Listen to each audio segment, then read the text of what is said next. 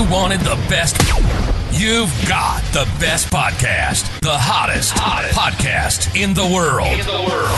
The Chris Voss Show, the preeminent podcast with guests so smart you may experience serious brain bleed. The CEOs, authors, thought leaders, visionaries, and motivators. Get ready. Strap yourself in. Keep your hands, arms, and legs inside the vehicle at all times, because you're about to go on a monster education roller coaster with your brain. Now, here's your host, Chris Voss. Hi, folks. It's Voss here from the ChrisVossShow.com. Welcome to the show, ladies and gentlemen. There we go. I don't know what happened to the opera lady today. I think her voice is broken. So welcome to the big show. As always, friends and families and neighbors, to the Chris Voss Show for over 16 years and 2,300 episodes. About to clock over to 2,400 episodes.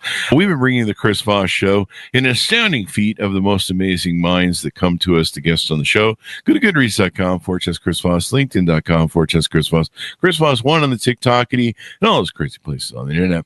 Today we have an amazing young man on the show, and we're talking about, as John Lovitz from SNL would put it, acting.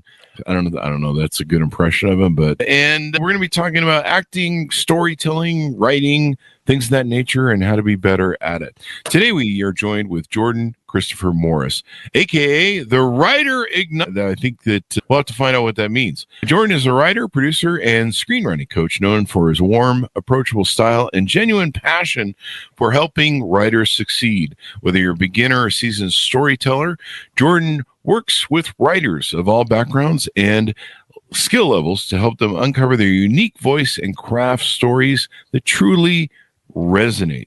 His secret is a revolutionary approach to storytelling. He teaches a signature life and death story model, a fresh take on story architecture that helps writers build compelling narratives. Welcome to the show, Jordan. How are you? I'm very well, sir. Great to meet you. Thanks for having me. Pleasure to have you as well. Give us your .coms. Where can you find people on the internets? I kept a low profile until recently, but I do have my own website, which is Jordan Morris, writerigniter.com, and you can find everything you need there, including how to reach me. So, Jordan, you use the life and death story model in what you teach with your students and people you help. Is that where you put a gun to people's head and say, write it or else? Something like that. Yeah. There has to be high stakes involved. And the life and death story model that I use is kind of unique in the space. So it breaks down all the major architecture of telling a narrative story in a different way that explains itself and gives every one of the major components a very clear and a unique job to do. The results have been really, really good since I've been working with people. It takes a while to get used to, but once they get it, they really seem to take off with it. So where does the moniker, I think it's moniker if I'm using my English correctly, writer igniter come from? What does it mean? Just igniting a passion for storytelling, igniting a passion for moving people on an emotional level, and helping people develop their own unique narrative voice. In this industry, and really in any kind of writing, if you're replaceable, then you will be replaced. Yeah. So I think the best defense is a good offense, and that's writing stuff that only you can write, that's unique to you, tonally, subject matter, theme-wise. And that's probably the most rewarding part of it, when I see the lights come on and people start to really get comfortable in their own skin and know what their brand and what their voice is. Then they go on to write really special stuff, and that's great. Oh. Yeah. Why is storytelling important? Why are stories important? We've been doing it for, since the dawn of time. And I think it's a way for us to learn what it means to be a human being and what the human experience is all about, initially through things like mythology and folklore. And movie and TV today is really just modern mythology. So if you don't have a really good grasp of the fundamentals of story architecture, then typically what comes out is just a little bit of a muddied mess. So it's worth learning the fundamentals first, so that you can really articulate your ideas and again, create something with emotional resonance because it really shouldn't just be about the plot. It should be about the kind of an emotional journey that your characters go on. And if you're not great at articulating that, then you'd better be Michael Bay and be able to afford a lot of explosions and, fast moving objects to distract people for your hour and a half or however long it is. But car crashes, car chases, explosions, and more explosions, and the Michael Bay movies just explode everything, and I don't know. And 2 hours later, you have something, I guess. Yeah, and immediately after that, you forget about it. What just happened? I don't know, but it was loud and colorful. I don't know, it's loud and colorful, and I'm very excited about the explosions, and my heart's racing. So something good must have happened.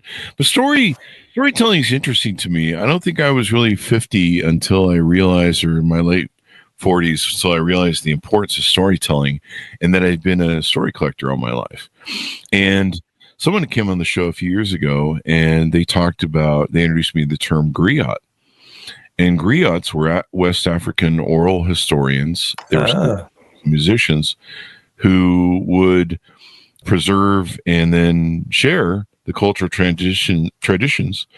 And they would basically be the historians for the tribe. The tribe would have its history. Back then, they didn't have a lot of stuff to write it down with, or stuff that you could keep it well with. And so they would, this griot would be the person who would keep track of their histories.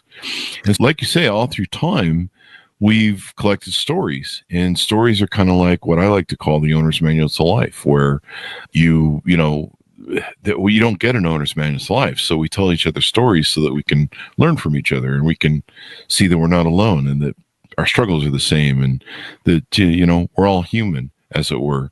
And we hope so. Yeah. Yeah. And so that's really what the Chris Voss Show does. We bring on people, they tell their stories, they share their lessons of life, the things they learned, the things they survived. And in the end, people come through it.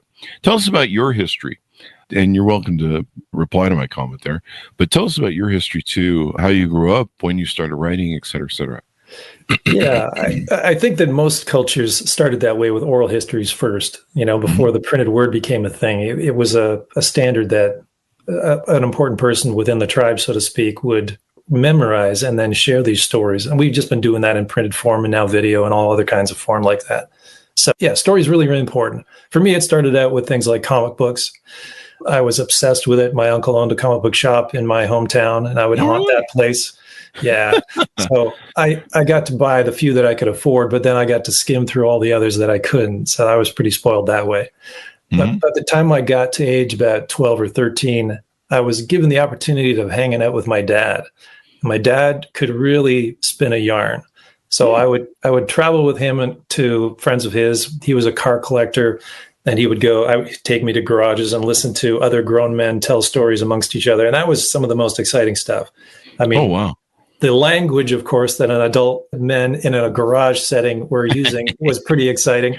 But just it started to land on me how, even when they weren't thinking about it, the really good stories were structured in a certain way and had a punchline or something, or a climax of some kind. And I started to identify those rhythms really, really early on.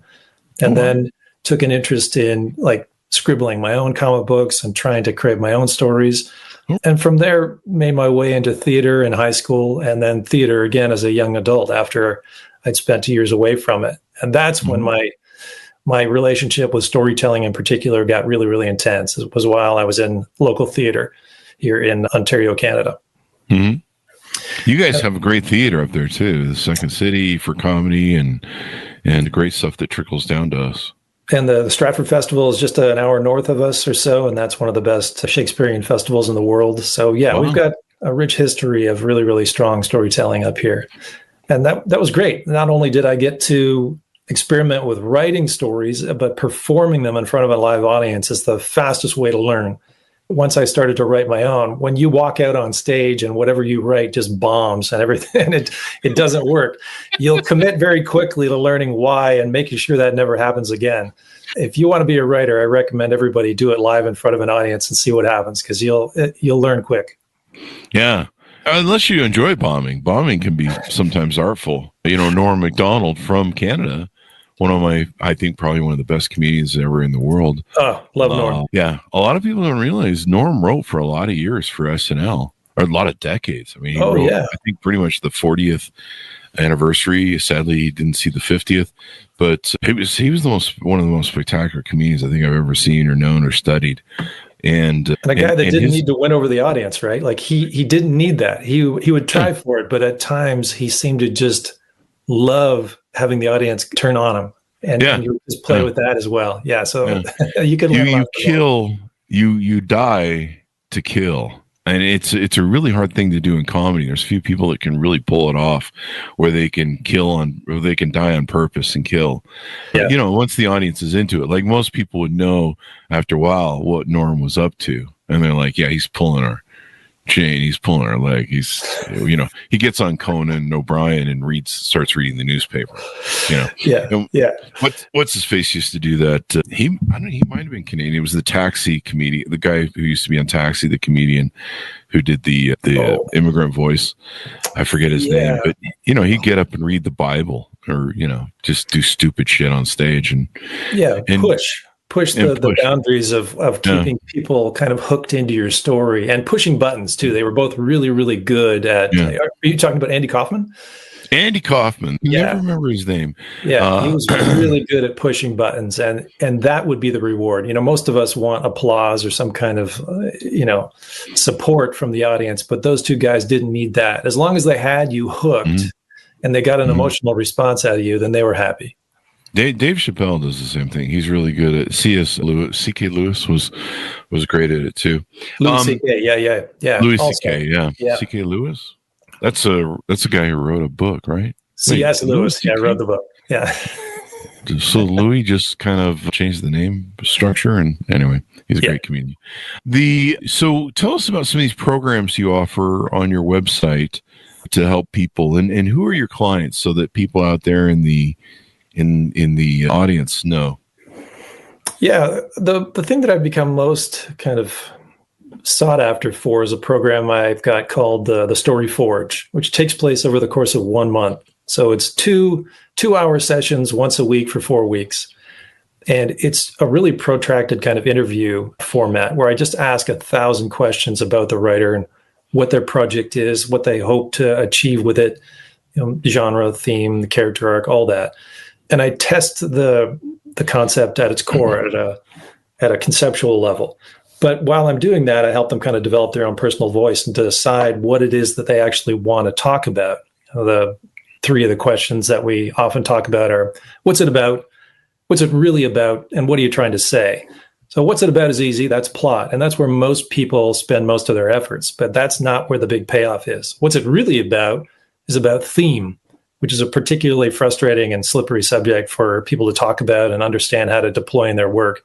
And then the third one, what are you trying to say, is what do you want to say about that particular thematic idea or concept at the center of your story? How are you going to put your fingerprint on this? Over the course of a month, we build out the concept, and then we start laying it out in an outline form. And by the end of the month, we've got a very robust outline with up to 20 or 30 pages of information that they can use to then jump right into writing their first draft. So that thing's most often what I do. But then I've got a 6-month program that'll take somebody from just a fragment of an idea to a completed screenplay as well. So I can walk them through the whole thing too. And, learning to tell a story well is really important. It's good for communicating your ideas. It's good and engaging. I think technically we're all telling stories, all the time. All the time. We're telling stories to people in our lives. When I go on a date, I'm telling stories. They're telling me their stories.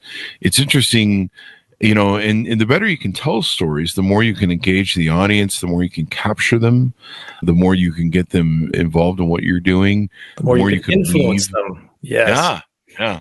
And we mentioned earlier some great comedians, George Carlin and Dave Chappelle, and different things where they can do comedy, but they can also educate. Like one of the hosts that I really admire is Stephen Colbert. Stephen Colbert has that ability to breach talking about politics on the late night show.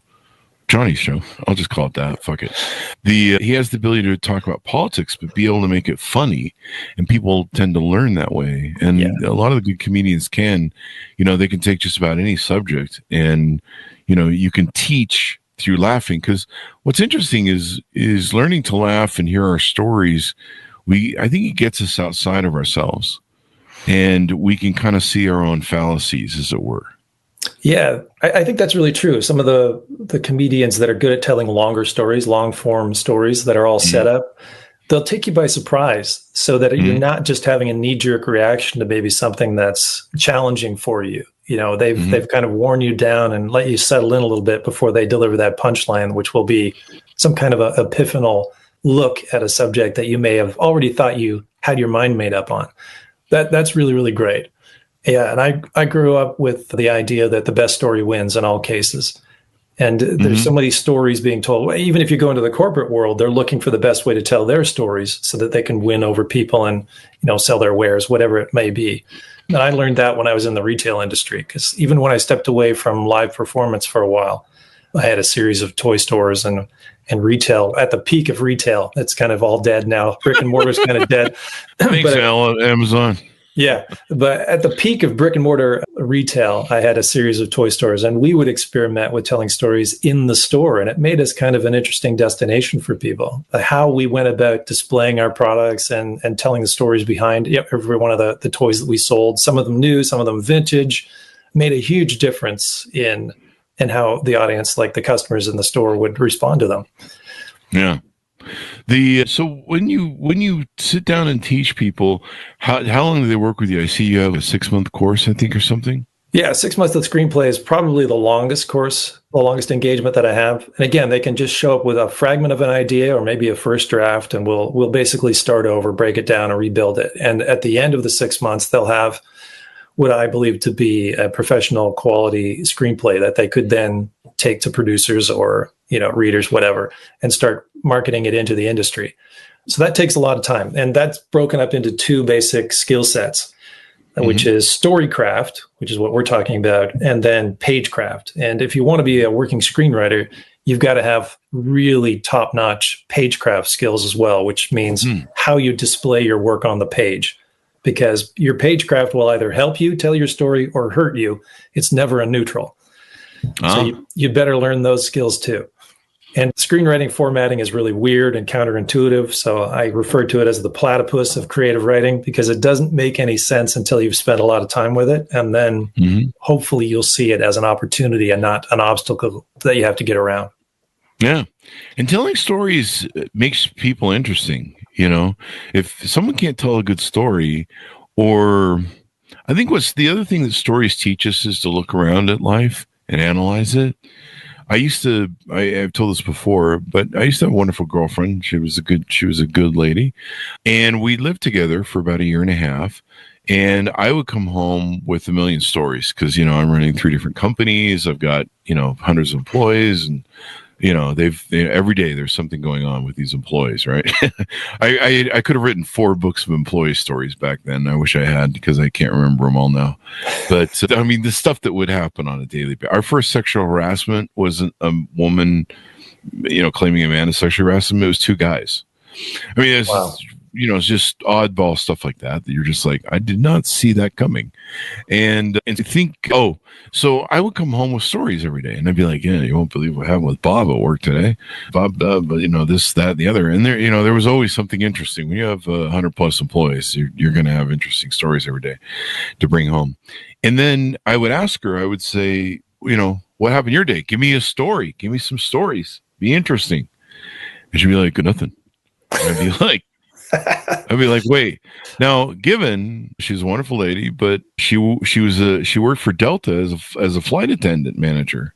Oh, there has to be stories there. So every day she's on a plane with 200 some odd people, talking to them individually about their beverage preference and nuts, and then she would travel to usually 1 or 2 routes and cities on an almost daily basis, and stay in hotels in like New York and Atlanta and stuff. And so I would just be like dumbfounded. I'm like, what do you mean you don't have any stories? You traveled through 4 airports today, hundreds of people. You didn't see anything weird. There's always some weird thing to see or weird person to see. It's probably me in the airport. Look at that Chris Voss. What's he wearing? Flip-flops and socks? You know, I'm probably the freak show. You know, if you don't know who the freak show is, it's probably you. But I would just be like, do do you pay attention to what goes on in life?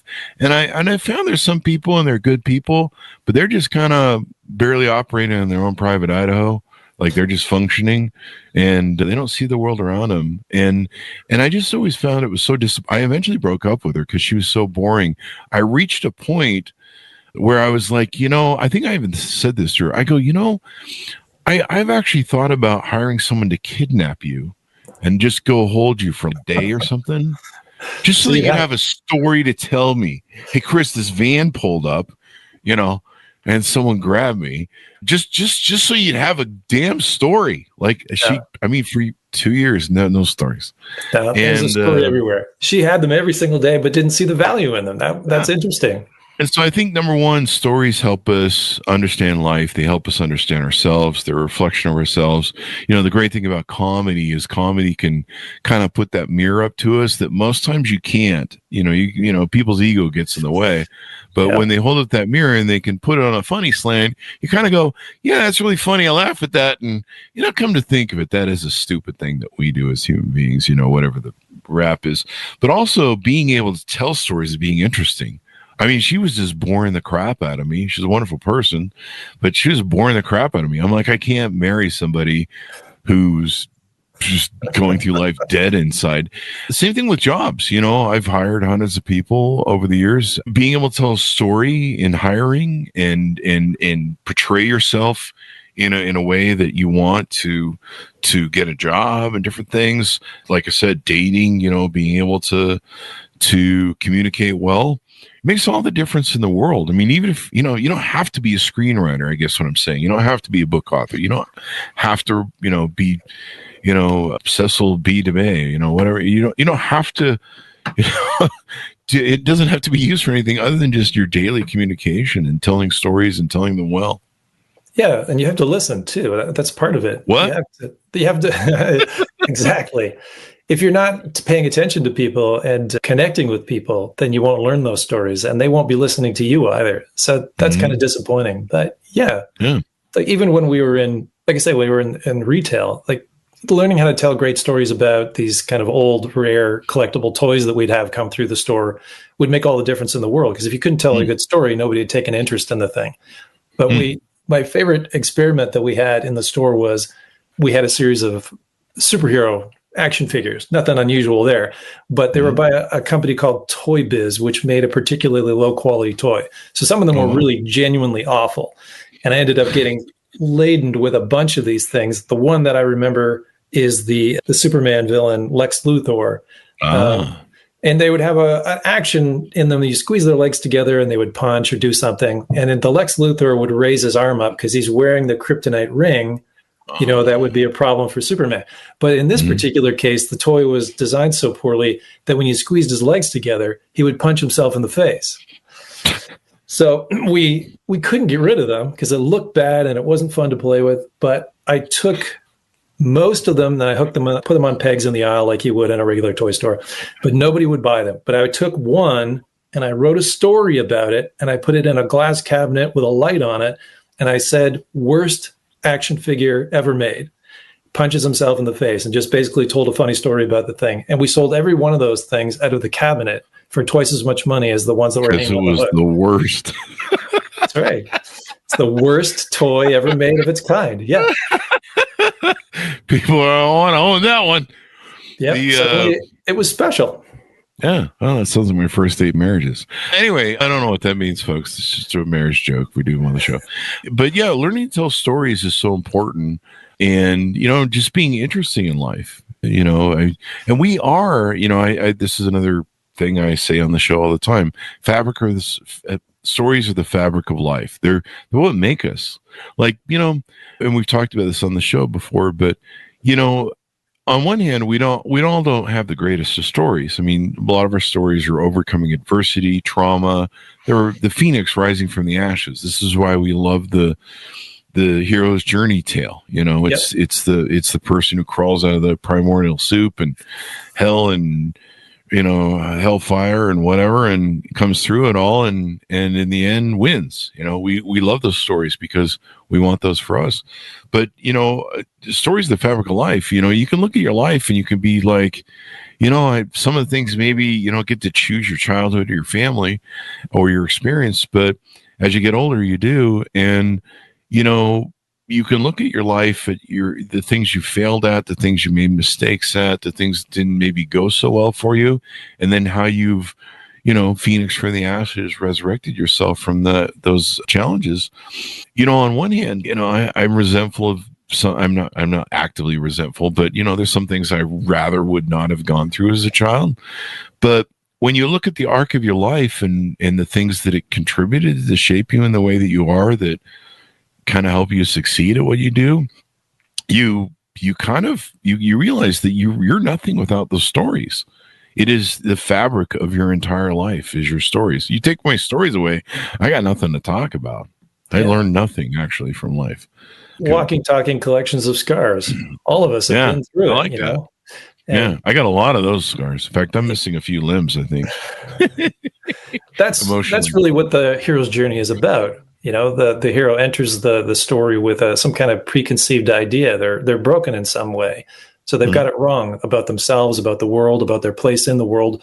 And then you put them through hell. And it's that fire that you put them through that allows them to see things a little differently and finally grow out of whatever is keeping them stuck in life.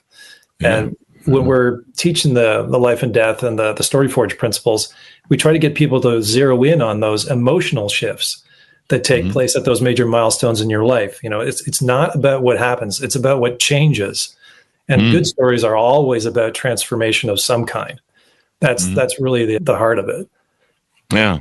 And some stories I think it's kind of interesting how some stories don't end well, and that's the lesson. Like good doesn't always triumph over evil. Sometimes cautionary evil tales, does win. I remember it always brings me back to the movie Seven. I don't know if you remember it. What's in the box? Brad Pitt said. I remember that movie had a indelible mark. I mean, I literally, me and my girlfriend were watching it. We were so just emotionally disturbed and visually disturbed. We got into a huge fight and broke up on the way over from the movie. We later got back together, but it was so dark. And we were just, you could tell we were just really shaken by it. But, there's a story where good doesn't win. Yeah. Evil and it doesn't always, right? Good doesn't always win. The only time that a story like that should feel like a loss is if you don't learn something from it. So no matter what you're writing about, no matter what the tone of the story is that you're writing, you're trying to elicit an emotional response for someone and hopefully infuse a little wisdom that they otherwise wouldn't get if they hadn't kind of read or watched your movie, whatever your storytelling platform is. Yeah, as long as you move people on an emotional level, then you're winning. And so part of the conversations that we have is, what do you want to do with that? What do you want people to feel? And what do you want them to kind of walk away with in their mind? If you don't have those kinds of high level questions going on while you sit down to write, then typically what you're going to write is pretty surface level. Yeah. It's trying to connect with people emotionally can be a challenge. You've done acting and appeared in films and TVs, I understand correctly? Yeah, a little bit. Yeah, a little bit of on-screen stuff, mostly on stage as an actor, but yeah. Okay. Yeah, stage is one of the more harder things to do because, and with film you can do like a cut here, cut there, you piece it all together and stuff. But stage, you got to go on and it's live, right? You're out there. Yep, you've got to make it happen on your own. Obviously, you're working with other actors in the scene, but the editor isn't there to save you if you happen to muff a line or something like that. So it's real, and that was a great proving ground for me. Again, being able to connect to an audience because when you haven't. If you're on stage, instantly whether or not you've got the audience. And if it's crickets, that's painful. But if you can get the whole house to just come down with laughter or with, a gasp. I played an abusive boyfriend in a play once, and after I slapped her, the whole crowd just sucked the oxygen out of the room. It was great. It was so satisfying to get that kind of an immediate response. But laughter, crying, you name it. If you can elicit that emotional response, and I should say the intended emotional response, because if you write a horror movie and people laugh at it, I wouldn't call that a victory. But if you could get the response you want out of people, then you're on your way. And then it's all a matter of what do you want to do with that power? Because it's really a pretty powerful skill to have. And you got to know what your goals are with it and what you want people to kind of do with what you're making them feel. I had a acting and modeling agency back in the day, and it was in Utah when Touch by an Angel was like really popular. This is clearly the 90s and 2000s. Yeah. And LA had this huge, what is it? Union strike. Yeah. Yeah. And so there was a lot of films going to states like Utah that were non-union, and people were filming offsite there where that whole thing got worked out and rearranged.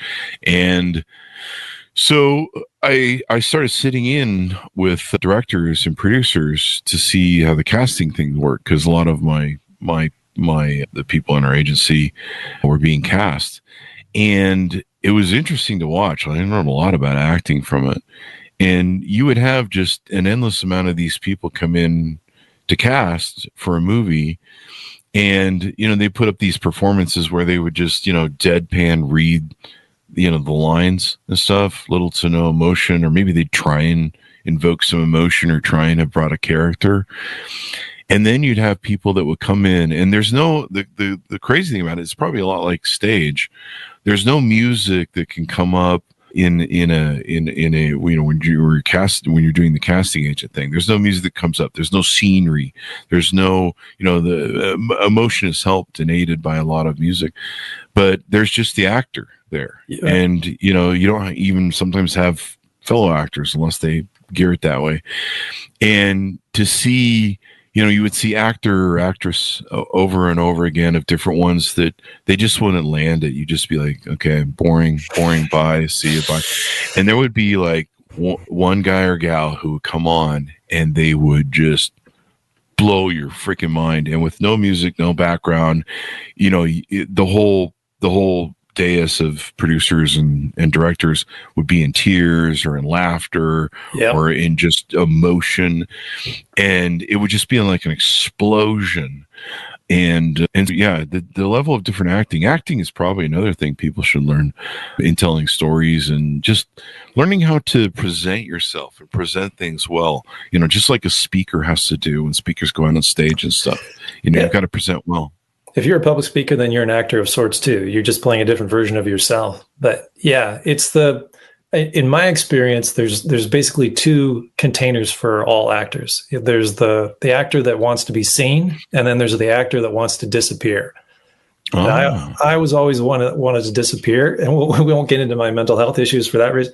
But I wanted to disappear into a role, and I found that a lot of people showed up and would want to jump up and down in front of the camera or the director, the casting agent, to try to get their attention, and thought that was the way in. But it was always the still ones that really caught the eye. And it was a couple of people that had years and years of experience in theater that taught me that trick, that if you've got a bunch of people on stage and a bunch of them are noisy and jumping around and just doing like physical shtick, it's the one that's the stillest that will draw the eye. That one will pull you in. And what is that character's story? What's going on in their head? So it's just another way of learning to show the audience and not tell the audience. Don't spoon feed them, kind of draw them into whatever's going on in your mind, and make yourself as fascinating as possible. Use the audience's curiosity to control them, and then manipulate their emotional state. And it works. So tell us how people, as we go out, how people can reach out to you, how they can work with you, potential, client structures you look for, do they have to have any experience, et cetera, and your .coms as we go out. Yeah, I work with a lot of people who are brand new that are just interested in learning the craft of telling a compelling story. So if you reach out to me at the website, jordanmorris, writerigniter.com, you'll see contact info there. Typically, I will meet with them at no obligation. I'm not a salesperson. I don't like selling hard on what I do. But if you want to get together and kind of converse with me about what's possible and what I might be able to help you with, I'm happy to do that. Because if you're going to invest in me, that's the least I can do, is to invest back in you first. And if we get on and you like, the sound of what I might be able to offer you, then perhaps we can work together. And if not, then I'll just do my best to be as of value to you as I can in the time we have during our conversation. Yeah. I love to talk to storytellers. Yeah, to learn to tell stories, folks. I'm still learning to tell stories. I don't think I've mastered it. But you want to be an interesting person. Being an interesting person in life makes you, I don't know. I think you go much farther than it. Being able to tell stories, being able to weave stories, be able to take news topics and weave them. No one likes someone who's, I've met people, I don't know what's going on with them, but they have a hole in their head, So, do you have any stories? No. Did you learn anything today? No. Sometimes it's a matter of them not really being sure of who they are. If you've got a really strong sense of self, then you've got a much better shot at telling a compelling story and having some kind of charisma when you walk into a room. Like you're just assured of who you are. And that's a part of being a successful writer too, is again, knowing your brand, knowing what you're good at writing, what you want to be famous for writing, and how you want to move people specifically. You'll get there.